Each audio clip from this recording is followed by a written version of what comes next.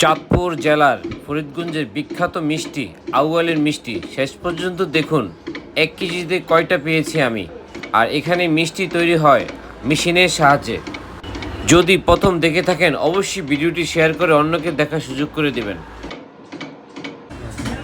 আমাদের চাঁদপুর ফরিদগঞ্জের এবং চাঁদপুর জেলার বিখ্যাত মিষ্টি আউয়ালের মিষ্টি নিব এখান থেকে 1 কেজি কত ভাই? 360। 1 কেজি মিষ্টি নিব 360 টাকা দিয়ে ভাই। এই তো 1 কেজি কয়টা আসে? 17-18টা। এই যে 1 কেজি মিষ্টি নিচ্ছি, এই দেখুন। এখন মাপ দিয়ে দেখবো কয়টা পাই আমি।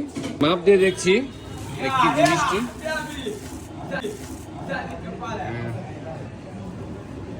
গ্লাস দিয়ে দিন ভাই। 1 কেজি মিষ্টি নিলাম, কত? 300 এলো। 4 8 12 16 20 21 পিস মিষ্টি পেয়েছি। 300 কত ভাই?